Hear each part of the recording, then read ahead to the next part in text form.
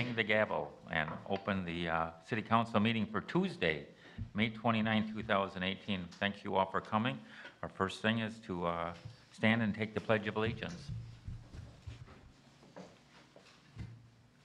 I pledge allegiance to the flag of the United States of America and to the republic for which it stands, one nation, under God, indivisible, with liberty and justice for all. Yesterday was a good example of what the pledge stands for, and we'd like to thank all the veterans for their special day yesterday. Next one is emergency procedures for the Central Fire Station. In case of emergency, we request that you exit this room and move toward the main entrance, exit the building, and walk to the empty lot to the south side of the fire station parking area. Roll call, please. All council members are present. Thank you. First item, consideration and action on a proposed resolution proclaiming June 2nd, 2018 as Oak Hill Chapel Day in the city of Janesville. It's file resolution number 2018-1584. You have to read something? Yep, we'll try it. We'll see what goes. All right. File Resolution 2018-1548, a resolution proclaiming June 2nd, 2018 Oak Hill Chapel Day in the city of Janesville. Whereas the city of Janesville assumed ownership of the Oak Hill Cemetery in 2008, and whereas the 114-year-old cemetery chapel was in a state of disrepair, and whereas the city completed a comprehensive review of the chapel structure, and whereas upon review and renovation cost estimates, the city concluded that the most effective cost option was to raise the building. And whereas upon hearing of the proposal to demolish the building, concerned citizens rallied together to convince the city council to save the structure. And whereas the citizens group was tasked to raise $40,000 in a 5-month time period in order to receive $60,000 from the city of Janesville. And whereas the Friends of the Oak Hill Chapel was formed and successfully raised the necessary funding. And whereas throughout monetary donation, in-kind services, and countless volunteer hours, the chapel was restored. Whereas the chapel restored structure is expected to last another 100 years. And whereas the city of Janesville is forever grateful for the efforts put forth by the Friends of the Oak Hill Chapel. Now therefore be it resolved by the Common Council of the city of Janesville that the Janesville County Council does hereby proclaim Saturday, June 2nd, 2018 as Oak Hill Chapel Day in the city of Janesville. We urge residents of Janesville to make time on June 2nd, 2018 to visit the restored chapel and acknowledge the efforts of the Friends of the Oak Hill Chapel. Councilmember Gruber. I would move file resolution number 2018-1548. Second. A motion by Councilmember Gruber, seconded by Councilmember Jorgensen. I think that this is an example of, I think one of the better examples of a public-private partnership that has worked, and the Oak Hill Chapel is just magnificent. To think that at one point in time, not so long ago, there was conversation about the idea of raising the building and moving on, and I look forward to seeing a good many folks from the community out for your open house coming up. I believe it's the 2nd of June. The work that has been done by the volunteers, and Lord knows how many of them are actually involved at that level, is just something that this community should be very proud of. Yeah, I would just echo what Councilmember Gruber has said. I was actually just driving up there a week or so ago, and I was just marveling at all the work that's been done on it and just how beautiful it truly is out there. You should be very proud of how it looks, and I'm excited to see it truly stand the test of time and for generations to be able to come and take a look at the work that you guys have done there. So thank you. Anyone else? I was part of the crew that helped raise the $40,000. Was it 5 years ago? And they worked really hard. There was a lot of enthusiasm, and it's all paid off now. So congratulations. Yep.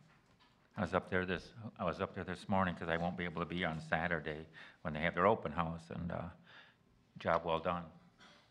Exceeds expectations. Exceeds. With that said, we have a motion by Councilmember Gruber, seconded by Councilmember Jorgensen, to approve file resolution 2018-1584. All in favor, please vote. And that passes unanimously with everyone passing or voting yes. We have Cullen Slapek here to give a little talk, and then members of the board. Colin? Okay, Richard Snyder? Yeah. Well, thank you. It's hard to believe 5 years ago, almost to the day, when we were here trying to just save the chapel. And now we're 5 years later and it's ready to open up. And in fact, we have our first wedding booked in June of the 20th. Kind of a backup if it rains out, at Rotary Gardens. But there's been a lot of interest, and I think renting it won't be a problem. And it'll take care of itself, and from this point on, we would like to help in doing that and maintaining it. I invite all of you to come out and see all the work that we have all done. It's been an incredible group that working with everybody, and ups and downs, but we got through it, and here 5 years later, it's ready to open the doors. Thank you so much. And the City of Janesville and City Council has a resolution to bestow upon you and your committee, so. And a photo op, too. I might just step over here by the doors, we'll get a photo. Get Lonnie over there, too. Get Lonnie. Mr. Combs, why don't you come up here, too, get in a photo? And anyone else on the committee that's here. We applaud your hard work. Thank you.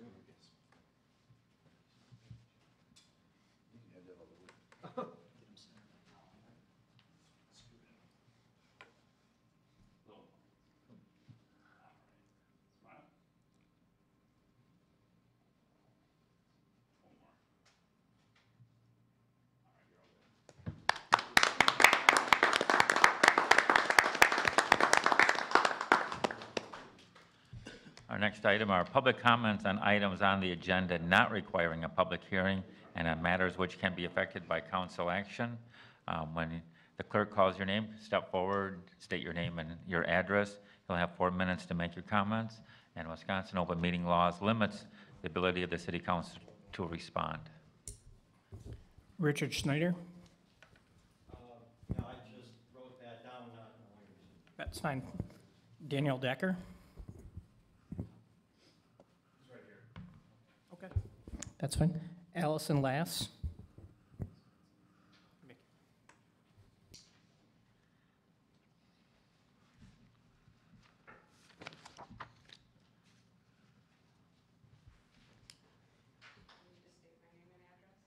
Name and address, please, yes. Allison Lassie at 2001 Ruger Avenue in Janesville.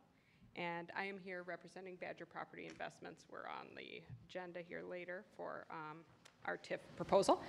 And I'm here with two partners, Dave Powers and Todd Bogner, and I just wanted to introduce ourselves to the members that weren't here. Probably the last time we stood up in front of you guys. I know Doug's seen us a lot, but otherwise I'm not sure. And to let you know that we're here in case you guys have any questions for us at that time or. All right, thank you. Yep. That was it. Is there anyone else that came in that would like to make a public comment on anything? Seeing none, we'll move on to city manager update. Mr. Mike Freitag. Good evening, council members, ladies and gentlemen. Some things to inform the community about.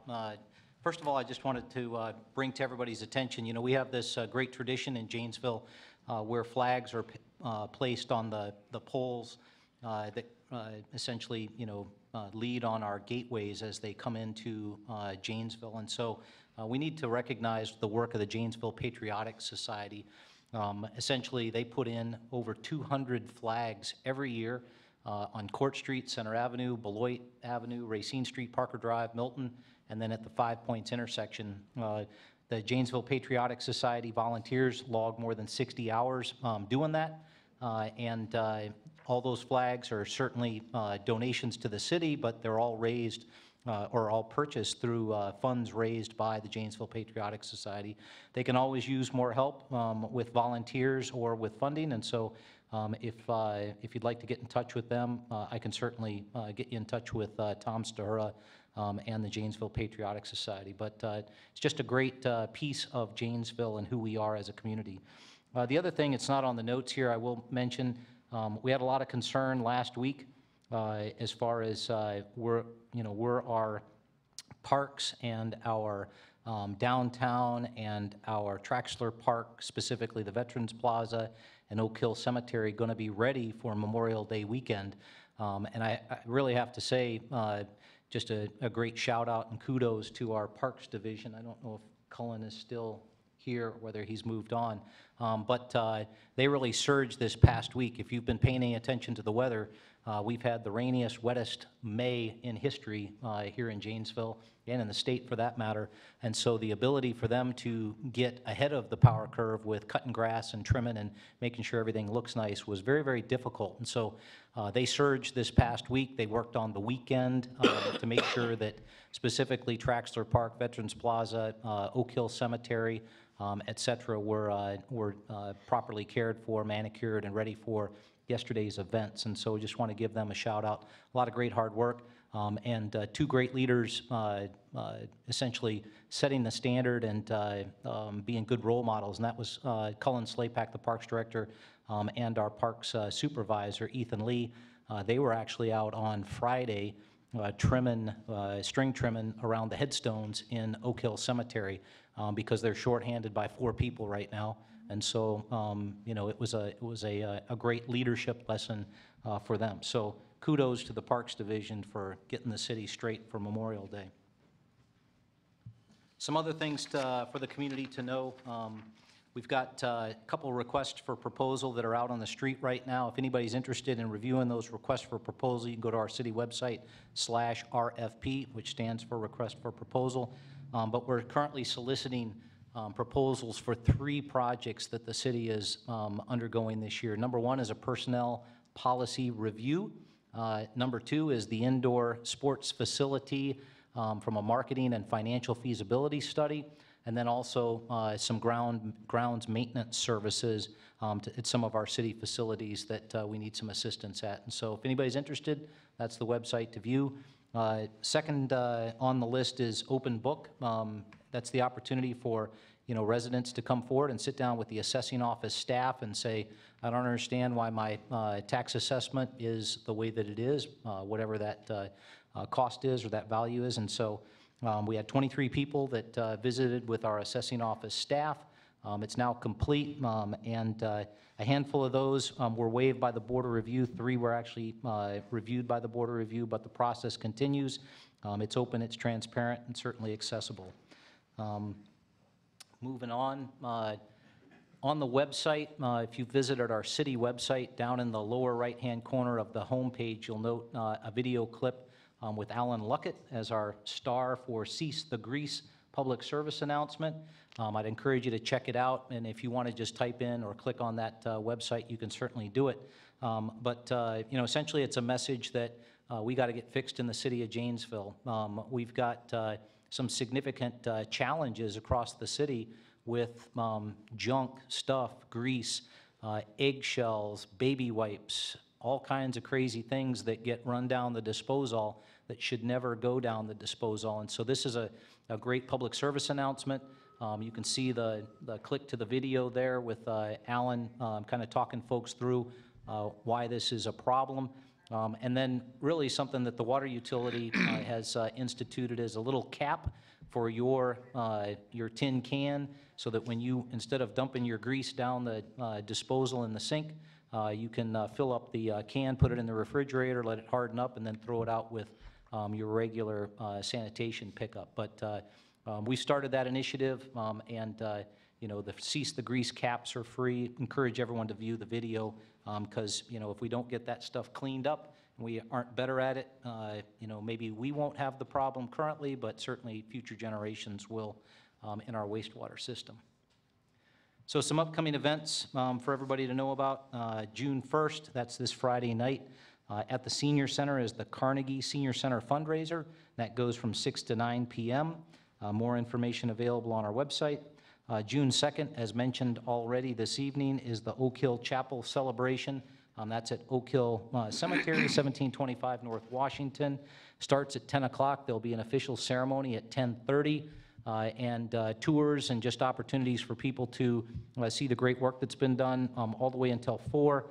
There is a picnic lunch being served to celebrate with the Friends of Oak Hill Chapel and the members of the public, their efforts, and so we're excited about that on June 2nd.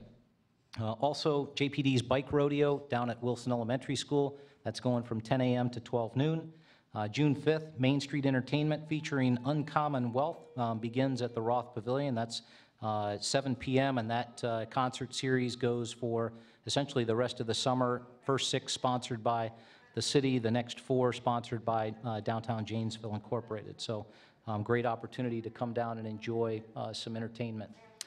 June 8th, first of all, June 8th is 608 Day, and that's being sponsored by Downtown Janesville Incorporated and the Business Improvement District. It's an opportunity for folks to come down to our downtown and celebrate our downtown. One of the things that the city is doing to support that is we're opening up and conducting the ribbon cutting on our outdoor fitness court. If you've been by there, you'll see that the back wall's gone up, pull-up bars, rings, incline push-ups, you name it. They're going to be laying the rubberized matting flooring later this week, and everything's on track to be ready for the 8th. And so I encourage folks to come out. The event will be from 1 to 5, with 1:30 being an official ribbon-cutting ceremony. On June 12th is that next Main Street Entertainment Series with the Back 40 at the Roth Pavilion. That's from 7 to 8:30. June 15th, Movies in the Park, Paddington 2. That's at Optimus Park beginning at dusk. And then June 23rd is Camden Playground's 25th anniversary and grand reopening. That's at Palmer Park from 11 a.m. to 4 p.m. As always, lots of information out there for folks to find out what's going on in the community or how the city is operating. I encourage folks to, number one, watch Park Place Views. That's our TV monthly program on JATV, or that's Charter Channel 994, or you can view it on YouTube. But this next month, it's Council President Markline talking about council activities and kind of where the city's going, and so we look forward to hearing that. If you're interested in receiving information from the city, if you go to that website that's listed there, the city's website /email lists, if you give us your email address, we will then sign you up on a forced distribution, and the information will come to you, probably more than you want, but we'll push it out to you. You can always call us at the City of Janesville, 755-3000 or 3177 to make contact and ask questions. You can like us on Facebook, follow us on Twitter, receive emergency updates via Nixle from the JPD. If you scan the QR code, it'll take you directly to that email list sign up. And then, like I said, lots of information on the city's website. Encourage you to visit that. Pending any questions, that's all I have this evening. Any questions of the city manager? Seeing none, thank you very much. Our next items 7, 8, 9, 10, and 11 will pass by consent unless somebody pulls one. I want to pull number 6. Number 6 will be pulled, and number 11 by me. So number 6 we'll come back to is regular city council meeting minutes of May 14, 2018. Number 7 is financial statements for the month of April 2018. Number 8, consideration and action on a proposed resolution acknowledging review of the wastewater utility 2017 compliance maintenance annual report. That's file resolution number 2018-1540. Number 9 is final certified survey map 18015-C, St. Paul's Evangelical Lutheran Church, 1 lot along South Ringgold at East Home Street. Number 10, consideration and action on a proposed resolution in commendation of Lisa Walty for her more than 30 years of service to the city of Janesville. It's by resolution number 2018-1541, and I apologize if I mispronounced your name. And number 11, consideration and action on proposed changes to council policy statement number 62, city manager performance and compensation evaluation. So of those, items 7, 8, 9, and 10 will pass under consent. And item number 6? Yeah, under the second item of old business in the minutes, there's a typo of the gentleman's name who spoke in favor of naming the pickleball courts. His name is Ed Streed, S-T-R-I-E-D, not Street. Okay. Can we do that administratively, or do we need to do a vote on that? Administratively, that passes under consent with a correction so noted by Councilmember Conley. Number 11, pulled by me, consideration and action on a proposed changes to council policy statement number 62, city manager performance and compensation evaluation. I think it's almost there. I just think it's a little premature to vote on it while we're still in discussions on certain items. So that was the reason that I pulled it. And so I'd be open to what the rest of the city council wants to do. If there's a motion to approve, so be it. Thank you. I move to approve item number 11, consideration and action on proposed changes to council policy statement number 62, city manager performance and compensation evaluation. I'll second. Got a motion by Councilmember Gruber, second by Councilmember Conley. That was a motion to approve. Motion to approve, yes. Just a point of order for the city attorney. The council president has the ability to pull the item, correct? I just wanted to pull it from consent. Oh, I thought you were No, no. pulling it from consideration. From consent. Ah, Sorry about that if I no, wasn't clear. I thought you were pulling it from No. consideration. No. I'm sorry. Councilmember- No further comment. Councilmember Williams? Could I ask a question? What, do you have any suggestions on what you feel needs to be tweaked I in think this? after our closed session tonight, we'll have a better idea. I will have a better idea if this is working in the right direction. So you're not against it totally, you No, just would like I to just think it's postpone it for a while? premature, And I have some concerns. Okay. I would be Councilmember in Joe. favor of postponing it also, but I move to table. Okay, we have a motion to table. I would second. We have a motion to table and seconded by Councilmember Jorgensen and Councilmember Williams. I don't believe there's any comment on that, is there? So with that, please vote to motion to table. All in favor of tabling, which is what the motion is, raise your hand. And that is passing with Farrell, Conley, Jorgensen, Markline, Wolf, and Williams. And opposed, Councilmember Gruber. Am I doing it the way that we should do it? Yes. Good, thank you. He gave me a very constructive advice the last two meetings, and I'm trying to follow it because it's good. Just make sure that if somebody's watching or can't hear or see, they can at least hear, so. Old business, consideration and action on a proposed resolution authorizing the issuance of $21,905,000 general obligation promissory note, Series 2018 of the City of Janesville, Wisconsin, and providing the details thereof. It's final resolution number 2018-1538. We have Mr. Gagan. Thank you, Council President Markline. Max Gagan, Finance Director. Before you tonight is proposed resolution 2018-1538, authorizing the issuance of $21,905,000 or million in promissory notes and providing the details thereof. Yeah. Next slide, yeah. So at the last council meeting, the city council adopted the initial resolution, which sets the total limit for the notes as well as the various purposes for them. So next slide. So tonight's resolution is just providing details of what the city council passed at the last meeting. We've had no changes to the proposed note issue since then. So $21.9 million worth of new debt. $8.1 million of that is for the general fund. The non-general fund is $13.8 million. The city council has committed to fund $19.3 million, or about 88%, and no refinancing of prior debt this year, and all the debt is amortized based off the asset's useful life. Next slide. So here we have a table of the city's borrowing over the past 5 years, as well as the 5-year average. As you can see, the amount that the city's borrowed has increased in those 5 years to a high point of $19.3 million in 2016. Much of that increase in borrowing is associated with increase in our street rehabilitation program and the associated water, wastewater, and stormwater infrastructure improvements.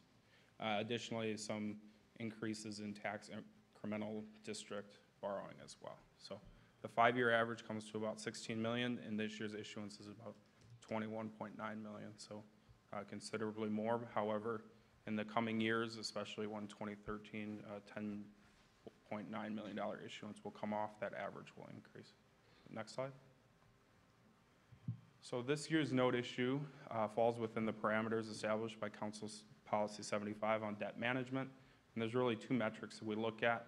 First is our debt as a projection of our equalized value. State statute limits that to 5%. The City Council further limits that to 2.5%.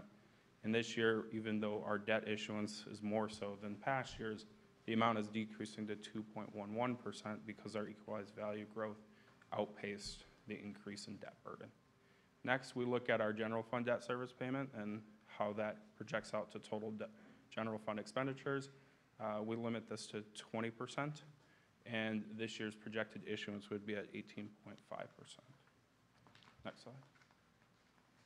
So looking at this over time, this is a table with the city's debt limits dating back to 2013 as well as the 5-year average.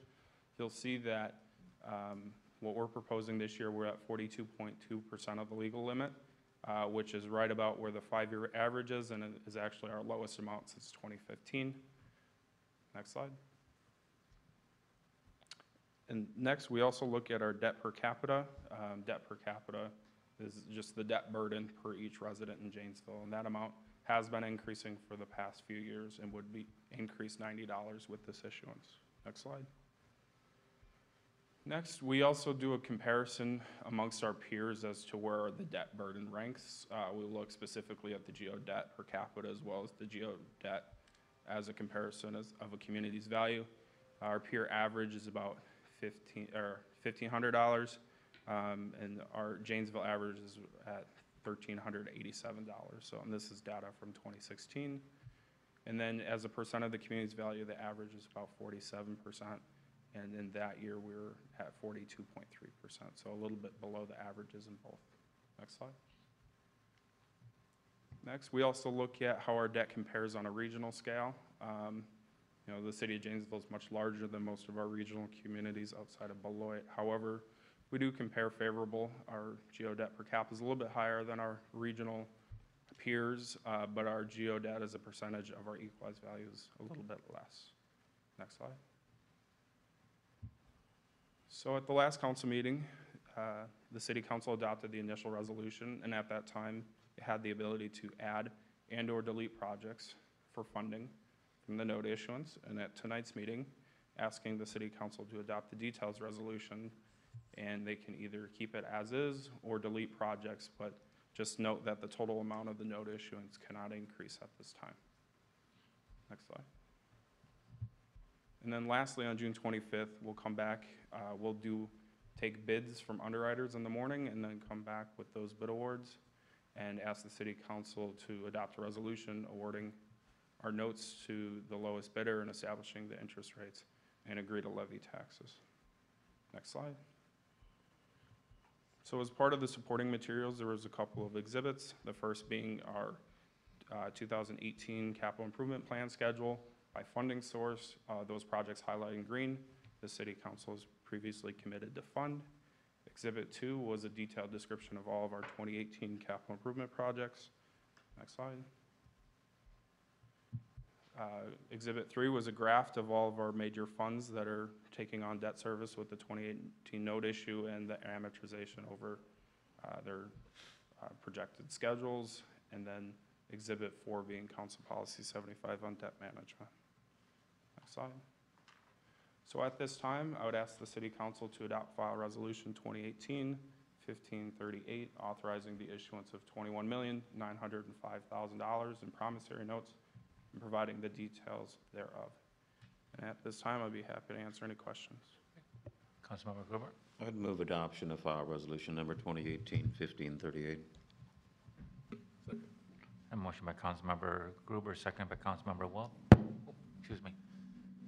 As I said when we reviewed this 2 weeks ago, this is, I believe, a very prudent undertaking on the part of the city to address the needs that we have. I know that we're up in sheer dollar amounts, and that's primarily tied into road, bridge, and sewer and water infrastructure improvements, all of which I would remind council that we fell behind on when the Great Recession of the 2000s occurred, and we put the brakes on lots of projects and lots of undertakings. Subsequently, we have adopted a program of doubling the number, or the mileage of streets that we're rehabilitating on an annual basis. And hand in hand with that are the improvements to the infrastructure that's below those street surfaces. So I think this is the other keynote that I want Max to address, if you could for just a second. We're getting a lot closer to retiring on an annual basis an amount that's very near to what we're incurring on an annual basis as it relates to our debt. Is that a fair statement? Yeah, that's a fair statement. So, as Councilmember Gruber alluded to, the amount of principal we're retiring each year has been going up, and part of that is just based off how we amortize debt based off the useful life of an asset. So if an asset only has a useful life of, say, 3 years, all that debt's amortized, the principal in the first 3 years. So what we often see is that the general fund, for example, is an $8 million issuance. That $8 million isn't spread out over 10 years in $800,000 each year. We retire much of our principal up front. So what we would tend to see is, the additional debt in that first year is much higher than in the 10th year, because not all assets have a life of 10 or more years. So that amount will be increasing that we retire each year. Councilmember Wolf? Nothing further. Anyone else? Councilmember Farrell? Yeah, Max, this is probably a pretty obvious question, but the amount for TIFs is gone way up, it's like, what, 4.8? Correct. 4.8. Can you describe the main reasons? Is it mainly a rise in other, can you explain kind of what makes that up, the main part? Because it's taken a big, as we know, a big increase, so. Yep, great question. So just rounding, so the amount that we're proposing to borrow for TIF districts is about $4.9 million. Okay. Of that, about $4.8 million is borrowing for TIF 36, which is our downtown overlay TIF. And that's to complete projects within the downtown, including the conversion of Court Street to two-way traffic. Includes improvements for the town square, the west side. Includes the reconstruction of River Street. Includes the fitness court and some other minor projects, the Milwaukee Street Bridge as well. So that's the majority of it. And then there's about $130,000 in there to complete water and sewer improvements in TID 37, which is where the former Menards redevelopment is. So that's to extend the public infrastructure to the back end of the site for the hotel development. Okay. That's all I have, thank you. Anyone else? Nope.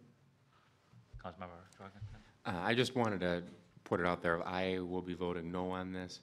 I think that there were a lot of positives to it, but I still think that there was some places where we maybe could have saved costs, and I get that a lot of them were already committed, and that's a whole different topic to talk about. But in reality, the debt that this will be incurring will be paid back by myself, my kids, and maybe even my kids' kids, who knows. And so I just won't be able to support this tonight. Okay. Well, I was just going to reiterate what Mr. Gagan said is anticipated that we'll be paying this year's note off in 10 years Correct. or sooner. Yep. And I recognize it's a lot of money, 21 million to the average person, but as far as the city goes, it's basically the bare minimum. I would assume that the ask far exceeded this amount, and I would like to commend your staff and the administration staff for working and to pare this number down to a number that meets the council policy, so that we're not exceeding normal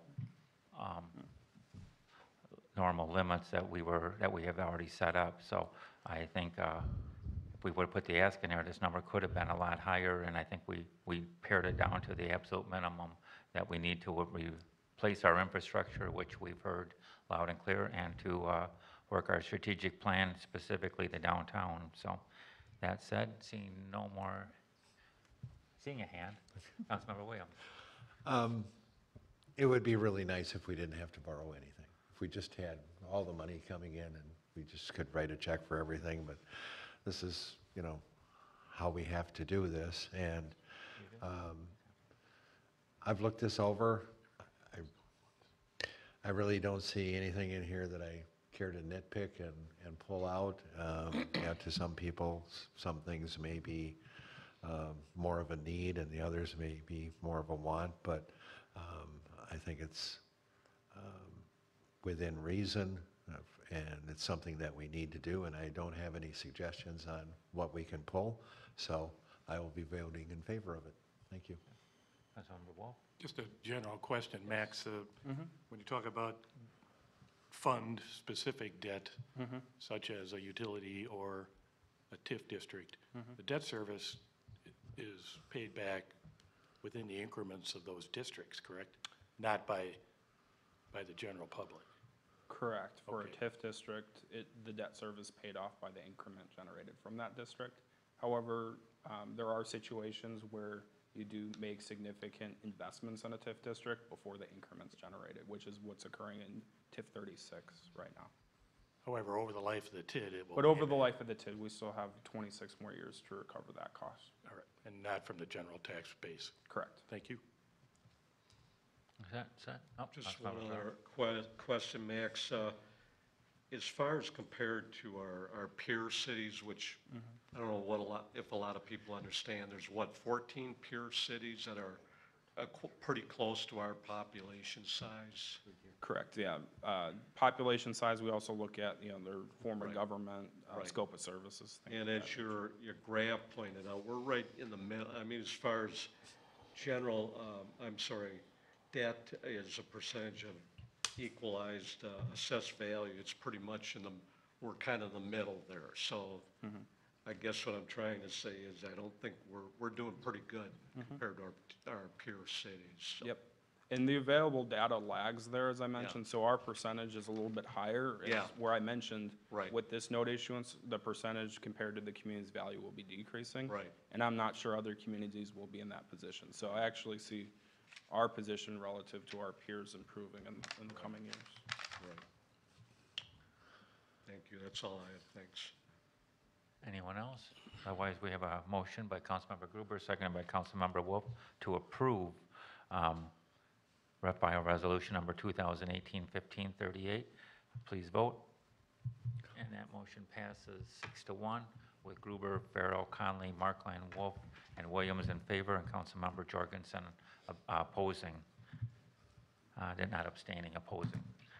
New business, thank you very much, Max. New business, we have Mike Payne. Consideration and action on proposed changes to Council Policy Statement Number 70, sidewalk construction, maintenance, and assessment costs.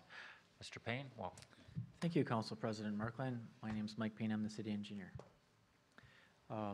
We're here this evening to talk about another draft to be considered by the City Council on Council Policy 70, which is regarding sidewalks. So the council will recall on April 9th, the council amended that policy number 70 and added a grievance, an internal grievance policy and protocols for properties that are located within TID 36. In essence, the change that was adopted allowed for the consideration of a partial refund of sidewalk replacement costs if those sidewalks were ordered to be repaired by the city within 5 years prior to a street reconstruction. Subsequently, council members Gruber and Conley requested that the same language be considered and available to all property owners in Janesville.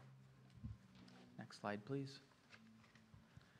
When we took a look at this, we believed that expanding the grievance policy provides the same benefit to all property owners, so we've addressed the equity issue across the entire community.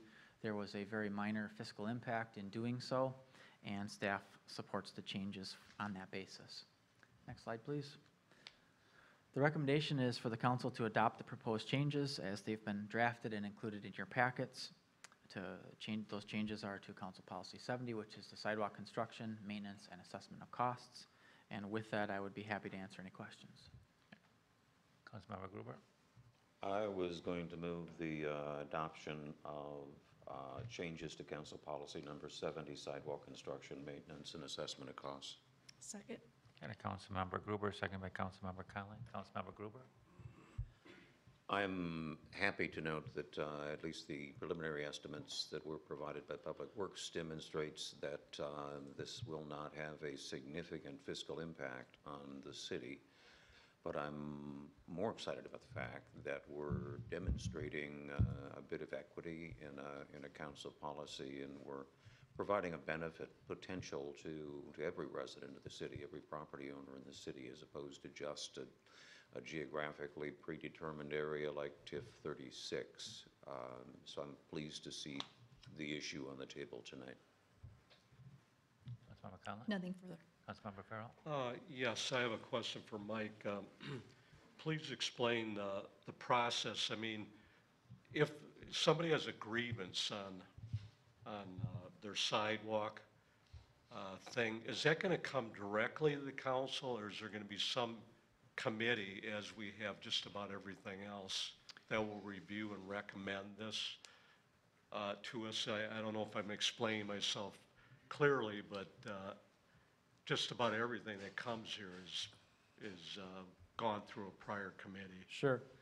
In this case, the language that was adopted by the council back in April had the property owners appealing directly to me as the city engineer. Okay, And if that request was denied at my level, then they could bring that forward to the city council as a whole. right. That portion of the language has not changed in the Okay. proposed grievance policy. Okay, So it would be the impacted property owner providing a written appeal essentially to me with the support Okay. documents that, Right. that they meet the criteria that's listed in there. right. If the criteria is met, I can administratively approve that, and then there would Okay. be a partial refund of what Okay. they previously paid. If that appeal is denied, then they have the right by the policy to come directly to the city council. I'm generally in favor of this policy, but I would like to see it go through some other committee to be, I guess I'd like not the council to be, it's like the Alcohol Commission. They vet out things before it ever comes to us. I'd rather have it done through a committee that would recommend to the council. That's my only opinion, so maybe I would submit that as an amendment to the motion. I don't know if that's the correct way to do it, but in other words, I make a friendly amendment that we look at utilizing some other committee to vet grievances. Do you have one in mind? Maybe the Transportation Committee, possibly. That's the one I would, Seems to be the logical one. yeah. I mean, I just have an issue with an issue coming directly here where no committee has had an opportunity to vet it. That's why we have all these committees, so. So that's a friendly amendment. Is that Yes. accepted? No. Is not accepted. Is there a second to Councilmember Farrell's idea? Second. Okay, we got I'm assuming the motion would read that the grievance would go before the Transportation Committee with the recommendation of the Transportation Committee to be forwarded to the City Council. Right, that's Are you ready? that's my motion. Okay, anyone want to chime in on that one? A little bit before, but. Mr. Payne, if a person comes to you and the city is going to put in tear it all out like we had to do downtown, you would have the records that showed we made him put a sidewalk in less than 5 years prior to that. Would there be any reason for you to deny his grievance or his claim? The only thing that comes to mind would be if there was extremely excessive cross slope where the existing sidewalk didn't meet the ADA requirements.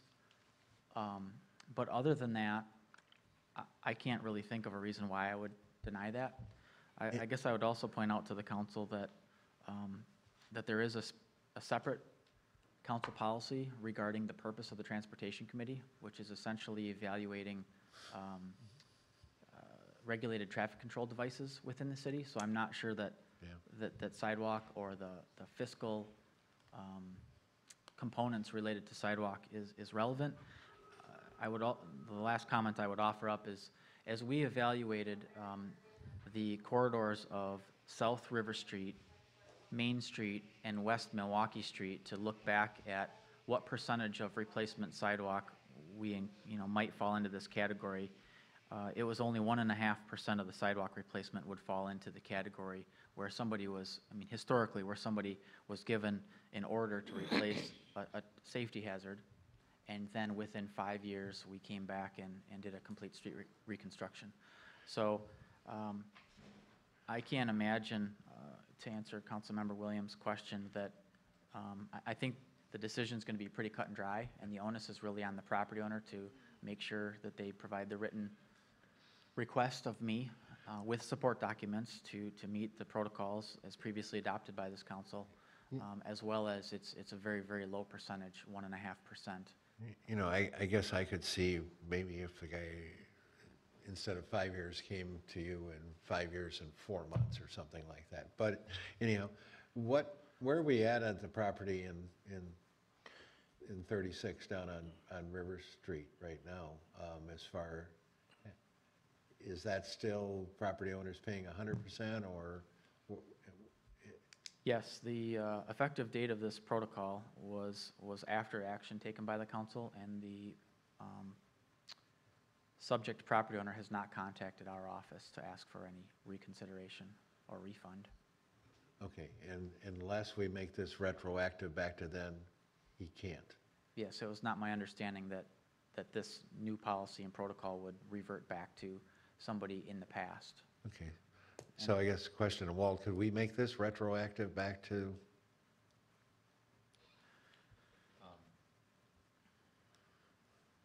Maybe you could, but that would mean reopening several special assessment resolutions. Because in essence, this is the change of who you assess for the special work or the public works project is a change of the levy for the special assessment cost. And so this is a hybrid. So we're trying to fix a problem, but we yeah. can't fix the original problem. Right, well, you could go backwards, but not this way. Okay.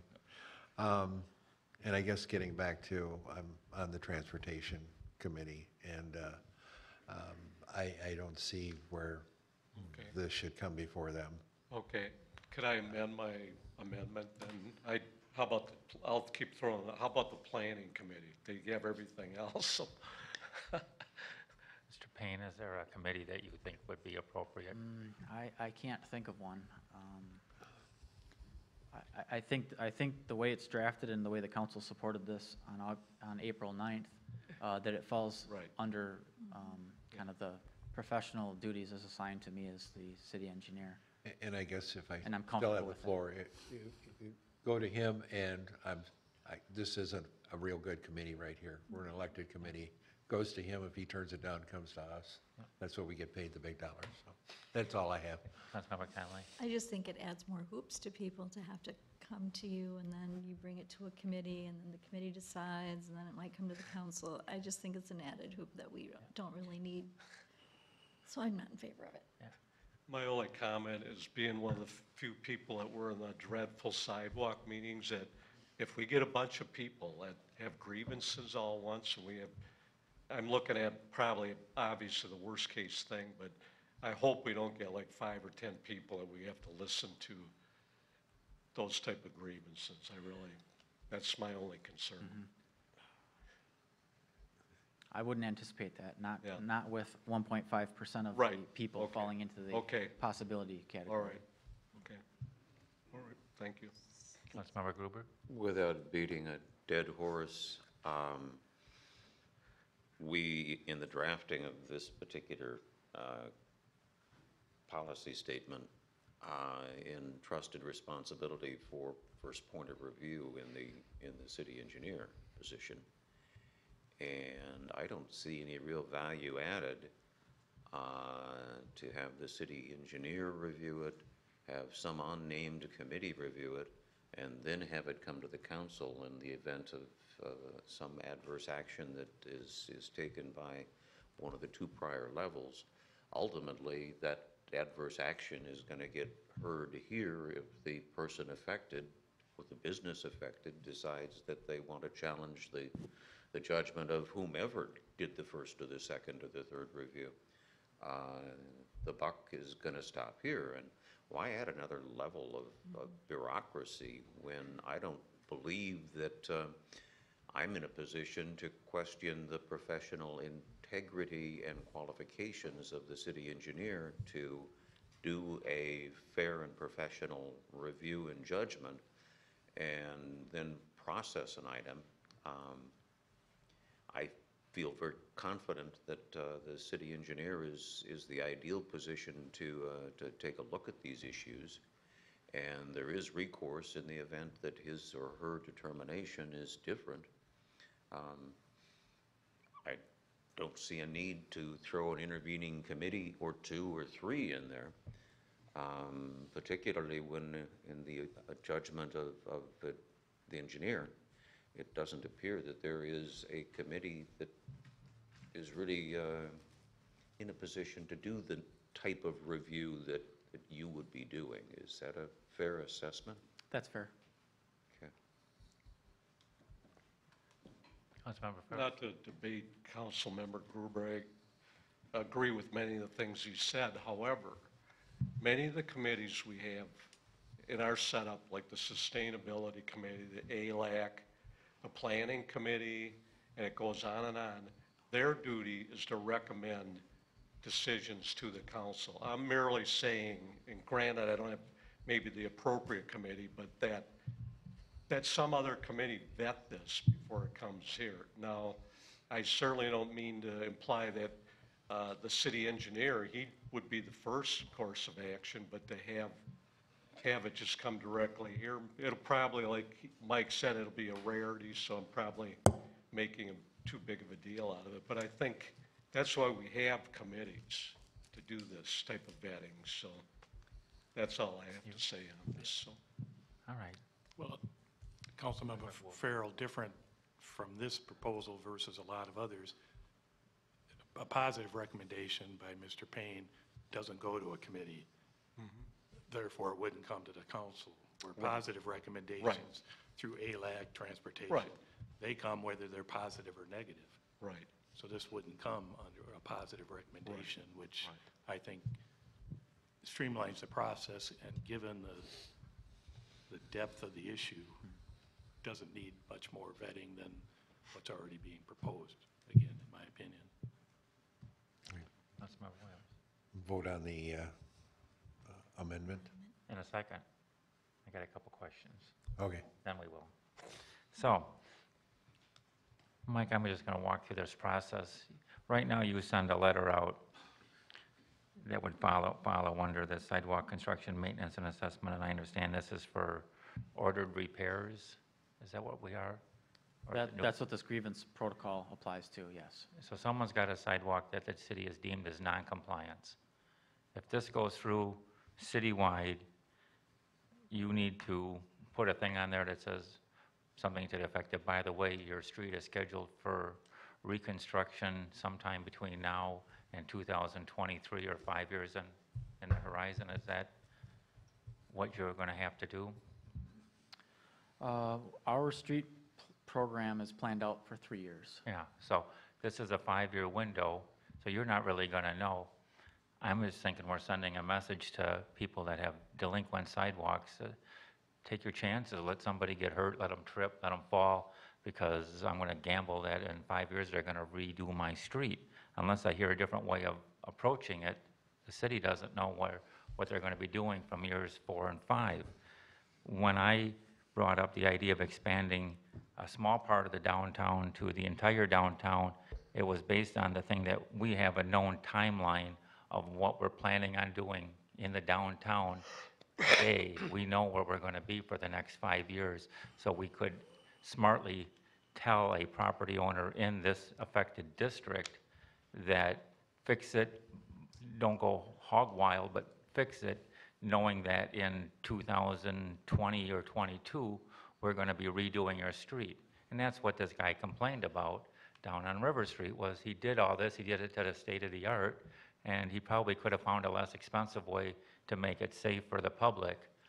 But if I'm cynical resident of the city of Janesville, and I get one of these, and I check out the policy, and I find out, you know, I don't have to do anything, and as long as they might do my street. So I don't think this is a step in the right. It sounds really good. It sounds really fair. It sounds like it's all encompassing the city, but correct me if I'm wrong, Mr. Payne, but it seems to me that this is going to make your job a lot more difficult to determine this 5-year window. Well, the burden is placed on the property owner. So the way it's written is there isn't anything in here that says if there's a problem and they might be within 5 years of reconstruction, they don't have to do anything. Property owners still have to maintain their sidewalk in a safe condition. I think what's going to happen is, in the case of recreating the scenario with the IBEW building, which was about an $800 charge on River Street, this policy would allow up to 25% of that refunded. So we're talking about a potential $200 refund to that property owner under the language that's currently in play, because he's located within TID 36 and he's within 5 years fixing his sidewalk from a street reconstruction. I think what's going to happen is somebody would say, you know, within the last 5 years, I fixed my sidewalk at the city's direction, at the city's order. That doesn't seem right to me. Approaching staff, how can we make this right? At that point, Council Policy 70 language can get pulled out. I can evaluate and share with that impacted or potentially impacted property owner this grievance protocol or grievance procedure, walk them through that, and then really the burden is back on the property owner to provide me all of the documentation that says it was ordered previously by the city, they completed the work to make a safe sidewalk environment, it was, and it was within 5 years of the street reconstruction. So it's a fairly black and white issue. They either meet those criteria or they don't meet those criteria. And if they meet it, then it's approved. If it's approved, it doesn't move forward to the council, as Councilmember Wolf pointed out. All right, thank you. I don't know if I'm missing something, but when you redo, say, Lexington, where I live on, and you're redoing the street, and if I fixed the sidewalk 3 years ago, you're not going to tear out the sidewalk, right, putting in the street? The council has previously asked the staff to evaluate all sidewalk conditions as part of the annual street rehab program. Now, the language in this policy is very specific to a street reconstruction, not a street resurfacing. Regardless if it's a street resurfacing or a street reconstruction, council has asked that staff evaluate all the sidewalk conditions on both sides of all those streets on the local program. So if it's within the next 3 years and we get a complaint and we know that it's on that program, we can inform the property owner at that point in time. But if we're going to be on Lexington and that's on the local street program, we will inspect the sidewalk conditions, basically as directed by the council. And if we find defects, whatever those defects are deemed to be, would be issuing an order to have those corrected. Okay. Because I guess a lot of times when I see streets being redone, I don't see any work done on the sidewalk, so. And that means that all the sidewalk is in compliance. Yeah. Yeah. So, but just because the street's being redone doesn't mean that somebody's going to need to have the sidewalk done unless the sidewalk is in non-compliance. That's correct. That's absolutely correct, yeah. And what happens in a situation where we're doing a street and there are no sidewalks? Then are sidewalks installed? No, no. Unless they're on the plan? Correct, unless they're on the PTCP, Pedestrian Transportation Corridor Plan. And are we caught up with that? Is that done or pretty much? The council, we have ordered all the sidewalk. That was the yellow category, which is the planned unfunded sidewalk category. This year, you're going to see a lot of sidewalk new construction because this is the 5-year anniversary of the non-use or the on the collector streets. The council wanted to give a 5-year deferment for those on collector streets and a 10-year deferment for those on residential streets. So the 5-year anniversary is up this year, and so there's going to be a lot more new construction of sidewalks on corridors that don't currently have sidewalk but that the council 5 years ago ordered in on those corridors. Okay, thank you. Okay, so we'll go first to the secondary motion. We have a motion by Councilmember Farrell, and seconded by Councilmember Jorgensen, that the grievance would go first to Transportation Committee or another committee apparently, and then to the City Council. So with that one, please vote. A vote with yes would be a vote to support the motion that it would go to Transportation. A vote hands down or no would be to not send it to a Transportation Committee. So with that in mind, please vote. And that passes or fails on a 5-2 with Council Members Farrell and Jorgensen in support, and Council Members Gruber, Conley, Markline, Wolf, and Williams opposed. And then for the main motion made by Council Member Gruber and Council Member Conley to approve the changes to Council Policy Statement number 70, a vote with your hands up would be to support the motion to make the changes. Yeah, a vote no would be not to change it. So with that in mind, please vote. And that passes on a 4-3 vote with Councilmembers Gruber, Conley, Wolf, and Williams in support. Councilmembers Farrell, Jorgensen, and Markline opposed. Thank you very much, Mike, for that one. Now you're up next. Consideration and action on a proposed preliminary resolution for accessible curb and gutter and paving. Schedule a public hearing for the final resolution after the improvements, have been designed. It's final resolution number 2018-1550. Thank you. This preliminary resolution this evening considers whether to improve Anthony Avenue with curb and gutter and paving for the one-block section that exists between South Jackson Street and Adele Street. The impacts for these potential improvements are to 4 property owners affecting 6 properties. There are 2 vacant residential lots that are currently for sale, and the realtor inquired about the status of the street and who would be on the hook for paying for these improvements as part of prompting this discussion. The realtor questioned who would be responsible, and that provided for some internal discussion. The vacant lots are being marketed for sale, and Council Policy 63 requires that the assessing for these improvements would be to the abutting properties who would benefit from the improvements. If improvements will be made to the vacant lots, staff advocates that the street should also be improved. Next slide, please. Approximately 1/2% of the streets and alleys in Janesville remain in gravel, and all other locations are of some type of hard surface. This creates a maintenance problem both for operations and the abutting property owners. The winter plowing operations that occurs requires a spring cleanup, kind of regrading of those gravel streets from some plow damage that occurs. And then, of course, a lot of that rock from the surface of those gravel streets and alleys is moved into the terraces and is kind of a lawn maintenance problem for property owners as well. The next slide shows an aerial photo here, and I've got a laser pointer. There you go. So city manager's helping me out there. Anthony Avenue is circled there. On the left-hand, North and South Street is Jackson Street, left-hand side.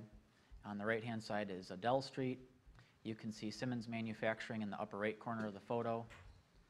The very large open field in the upper left-hand photo, or left-hand image there, is the former General Motors Transportation Logistics site. And the main east-west street there is Kellogg Avenue. So we're kind of south-central Janesville area. This is really a policy issue for the council, and next slide would indicate that our recommendation would be to go ahead and adopt preliminary resolution 2018-1550 and schedule a public hearing after the improvements have been designed and we've got a handle on the costs. Question. Happy to answer questions. Have all the property owners, the 6 owners, been notified of this action? No, they get notified prior to the public hearing and prior to action by the council. So impacted property owners are not notified prior to the discussion of a preliminary resolution. And it was the property owner on those 2 for sale properties that was asking for this, or was it the realtor that was trying to market? It was the Realtor that was representing the property owner, as well as a prospective buyer. Okay, so if we take action tonight, and we hear from the other 4 or 5 property owners and they're against it, that's something we can take into consideration? Yes. Thank you very much. Anyone else have any questions on this one? Seeing that, you're looking for guidance or a vote? Looking for the council to adopt the resolution, which will then direct the engineering group to work on what the improvements actually look like. We would propose including those in a bid for early next year to get good prices, and we would schedule a public hearing. We would notify property owners a minimum of probably 2 weeks. State statute requires 10 days, but we try and give folks 2 to 2.5 weeks notice of the public hearing. Those 4 property owners representing the 6 different lots would then be invited to the public hearing and get to share their comments. Okay. I don't have a problem with proposing a preliminary resolution. I'm not so sure I'll be in support of it when it comes forward after we hear from the affected property owners, the other ones. So I will make a motion right now to approve final resolution number 2018-1550. Second. We have a motion by Councilmember Markline, seconded by Councilmember Conley. Like I said, I'm not going to say I will support it when it comes forward, but I do think since it's been requested, I think the city has an obligation to listen and move forward, and then we'll hear from the other affected parties at that time. Doug, can I say one thing? What? Oh. Councilmember Williams? I get around Janesville a lot, and one thing I have noticed about especially those 2 lots on Anthony and Adele, with it being a gravel road, I've noticed sometimes there's TVs dumped there, there's tires dumped there. It is kind of an area where people just kind of think that that's, they can just get away with it because it seems like hardly anybody is in that area. So if the property owners don't have a big objection, I think it is something that really needs to be improved, and I think there are a couple of nice lots that we could put a couple of homes on, so. The question will be whether the development costs are going to outweigh the value of the property. Sure. So I don't guarantee they'll sell once they're improved. So we have a motion and a second. Please vote. And that passes unanimously, moves forward. Thank you, Mike. And once again, consideration action to award a contract for bid schedule D 2018-17 Metropolitan Area Network Fiber Installation. All right, thank you. So we opened bids on May 2nd for 2 contracts actually on this bid schedule. The first was the library roof replacement, and the second was for the Phase 4 of the city's strategic plan for extending fiber optics to other municipal facilities.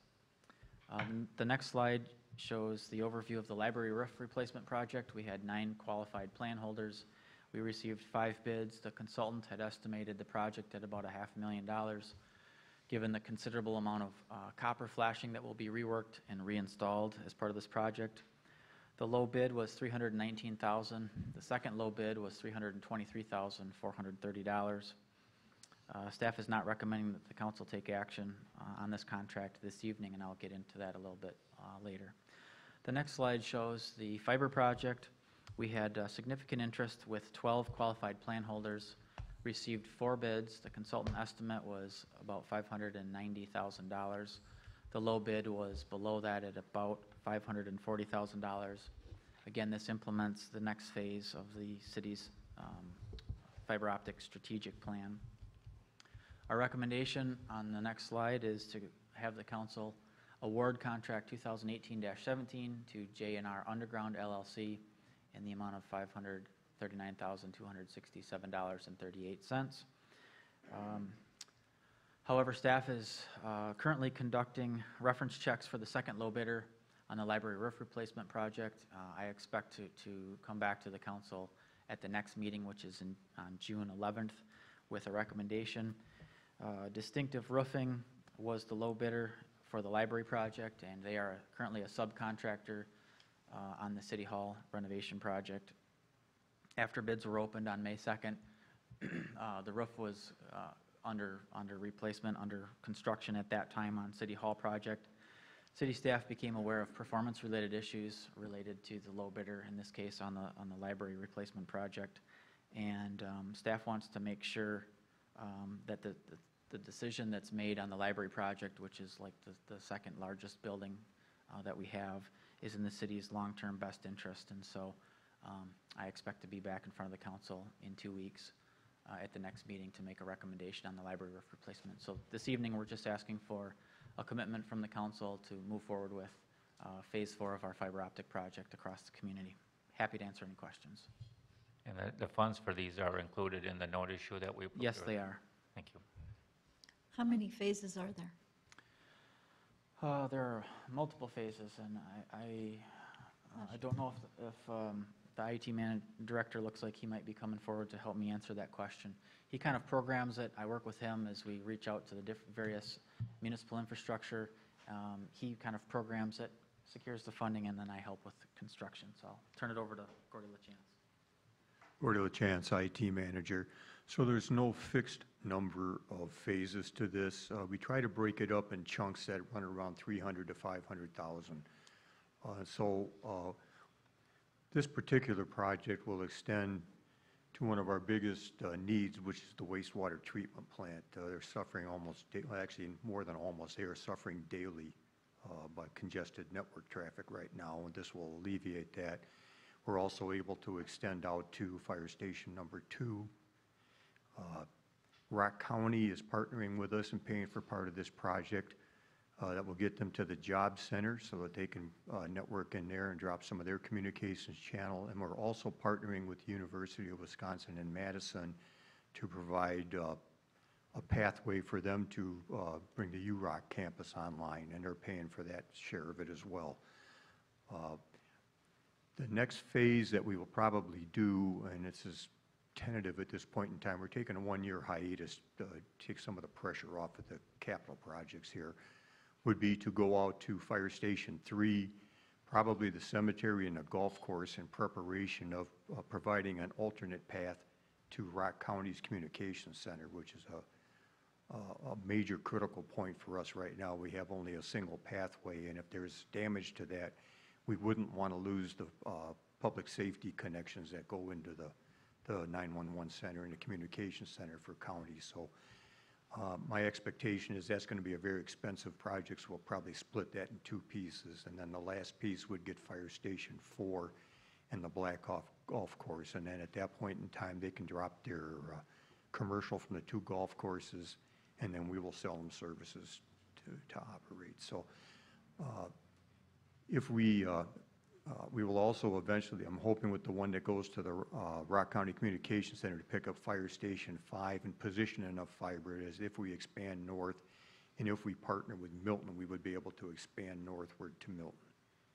And that's why there's no set number. It's really dependent on how our cooperative agreements with other various governments get brought into the mix. Okay, thank you. Councilmember Gruber? I'm going to move approval of the award of contract for the Metropolitan Area Network Fiber installation from bid schedule D, C 2018-17. Second. I heard Sue first, unfortunately. 3 at one time. I got a motion by Councilmember Gruber, second by Councilmember Conley. Any follow-up? Just quickly, I think it's important to note that we do have cooperative agreements with other jurisdictions, and we're sharing not only the cost, but also the long-haul maintenance and other expenses related to connectivity for the region. I think that is something that demonstrates once again the value of the intergovernmental relations activities that go on a day-to-day basis that we here at this dais do not necessarily understand or follow on a close basis, but it's important to know that we have partners and we work well with those partners on projects of this level of importance. We have a motion by Councilmember Gruber, second by Councilmember Conley to approve bid schedule D, C 2018-17, please vote. And that motion passes unanimously. Thank you. Thank you. Next item, consideration and action on a TIF development agreement with Badger Properties Investment LLC for property located within TIF number 35 and addressed as 101 Innovation Drive. It's file resolution number 2018-1545, and Mr. Gale Price. Thank you, Council President Mark Line, Gale Price, Economic Development Director.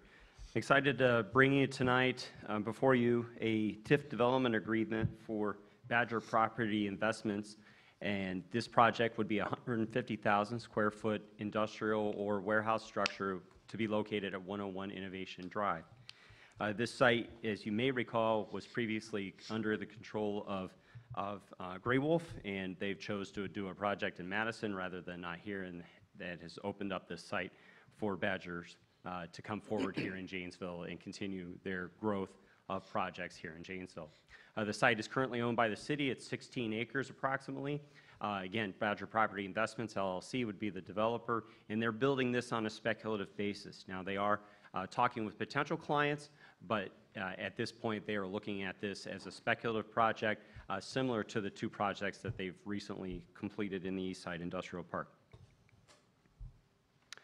The site is located at the southwest corner of Highway 11 and Beloit Avenue, and it actually gets its frontage and its address off of Innovation Drive, so right across from Dollar General. And this project is currently in the design phase. So they are working through where the site building will actually lay out and stormwater and those items, and I'll see a preliminary plan here in the coming weeks.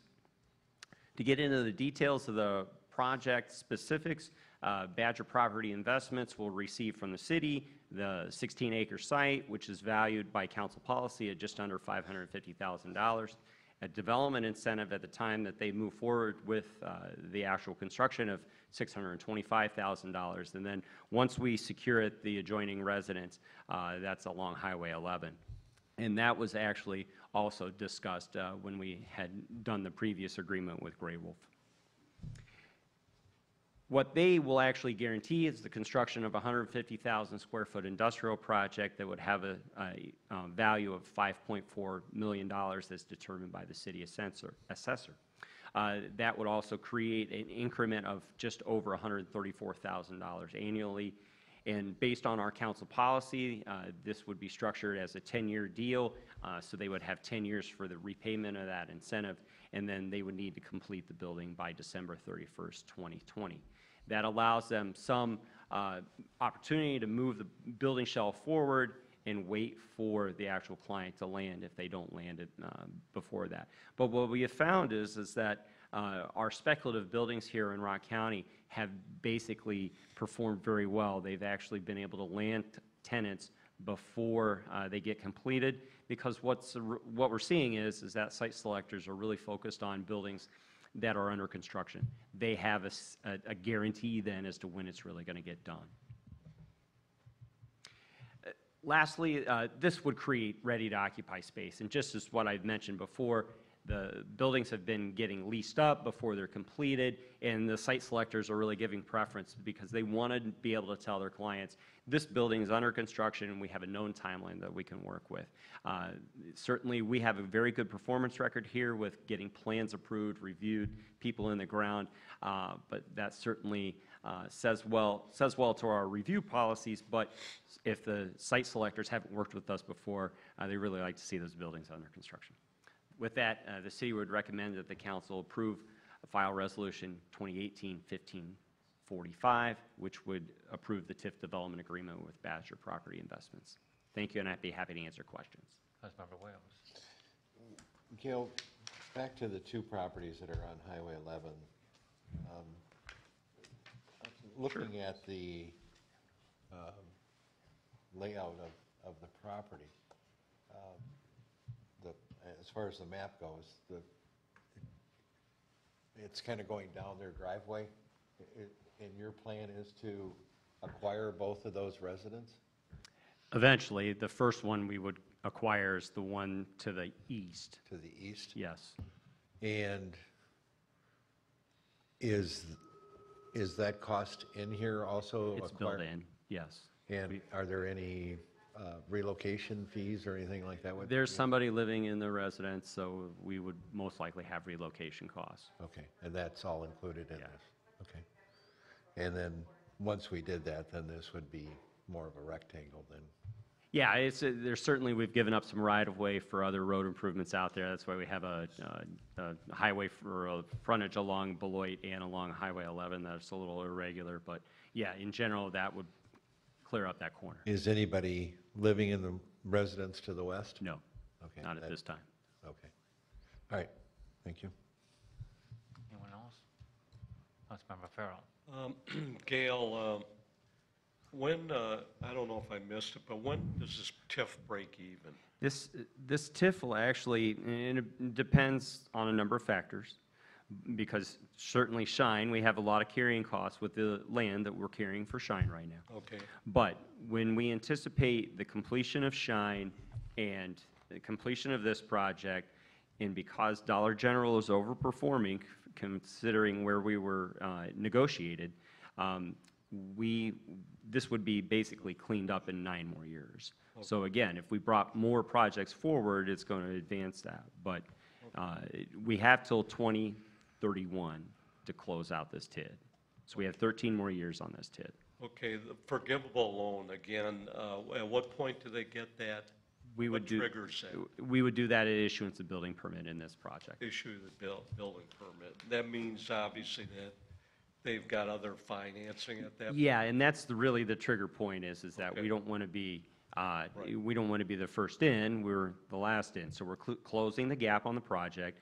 We ensure that they've secured their financing to do the project, and they actually have a building permit ready to be issued. Okay, and also, is there anything to preclude them from subdividing this building? Or do they have any intent of doing that? Yeah, so they could subdivide the building for basically multiple users if they wanted to.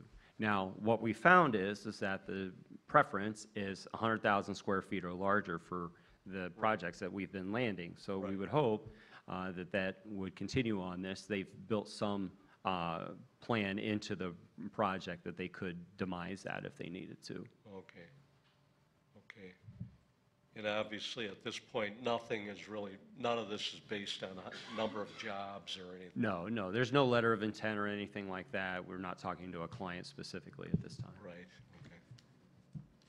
That's all I have. Thank you. Yeah, I just had one quick one, Gail. You said this is under design, so we don't see what it looks like, but that's a major gateway to Janesville coming in on 11. And is there any input from the city on trying to orientate that to that major intersection? Yeah, so a couple of components here that, as we think about this, is that we have the design standards that we include in any of our industrial park sites. So they have minimum requirements for non-metallic material on the front and on the sides, and then they can have an expandable end wall that can be steel, and then that gets changed out. So we do have a level of design review that we would have in this. They're certainly aware of our preference towards highlighting that corner because that is an entryway into our industrial park. And that's one of the things we're working with them on, is that we're going to reserve an easement on the corner for the gateway sign into the industrial park, which is built into our project plan for the industrial park. So yeah, they are aware that we have a preference towards them orienting that. The previous potential user actually had 2 bookends that were highlighting the entryways as they thought that they would move that forward with 2 tenants. So certainly the same option here too. And I would have to note that they did have a good track record on the 2 properties on the east side. They did orientate them to 14, which they didn't need to do, but it makes that look a lot nicer when people drive by. Yeah, and they certainly were very excited to be able to do that because they were concerned that we were going to require the front to be along the interior rather than the high-traffic street. Okay. So, and we have that flexibility. Good, thank you. Councilmember Gruber? I would move adoption of Resolution 2018-14 or 1545. Second. Motion by Councilmember Gruber, second by Councilmember Williams. Councilmember Gruber? Another great project. It's good to see that we're moving forward once again with some spec buildings that I have every confidence will be under lease by the time we get too far down the road. I know that there had been some conversation about potentially locating this particular spec building in another jurisdiction, and I'm happy to see that we've been able to hang on to it, and am confident that we'll continue to work closely with the developer to make sure it's a success for both the city and the developer. Thank you. Good. Councilmember Williams? Nothing further. All right, we have a motion by Councilmember Gruber, seconded by Councilmember Williams, to approve final resolution number 2018-1545, TIF Development Agreement with Badger Properties Investment LLC. All in favor, please vote yes, or hands up. Oh, and it passes unanimously, so we move forward on that. Thank you. Thank you very much. Next item, first reading and refer to Plan Commission and schedule a public hearing on a proposed ordinance rezoning property located at 483 and 485 North Walnut Street from B2 to R2.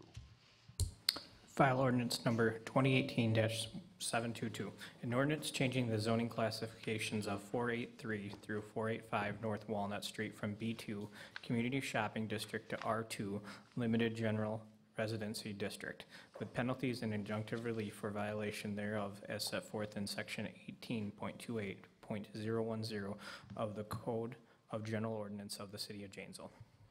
Thank you. We'll refer this to the Plan Commission and schedule a public hearing before the City Council on July 9th of 2018. Common Council announcements? If I could, it's not an announcement, it's a question for the attorney based upon the tabling of, what was that, number 11?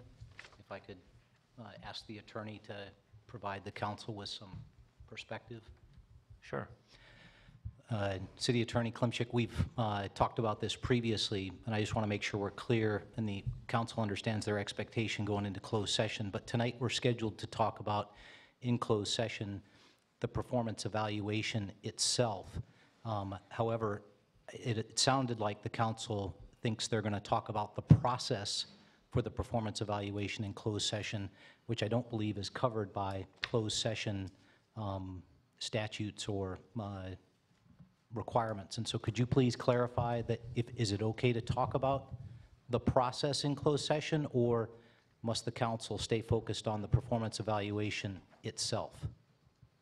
Well, the closed session announcement,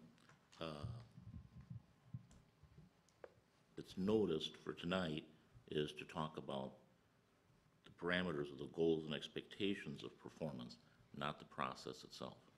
Right, and so since the item was tabled, there can't be a discussion tonight in closed session about the process, which was really what the ad hoc committee had worked on to generate the council policy. So I just wanted to make sure that everybody's straight. Thank you, Attorney Klimchik.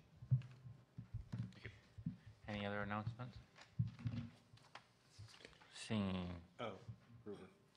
If there are no other announcements, I'd move that we convene into closed session pursuant to Wisconsin Statute Section 19.85, Sub 1, Sub C, for the purpose of considering and taking action concerning the employment, promotion, compensation, or performance and evaluation data of any public employee over which the governmental body has jurisdiction or exercises responsibility, specifically Janesville City Manager Mark A. Freitag. Motion by Councilmember Gruber, seconded by Councilmember Williams. Please vote. That motion passes 6-1 with Gruber, Farrell, Conley, Jorgensen, and Williams voting yes, Mark Lane voting no. Thank you. Thank you very much.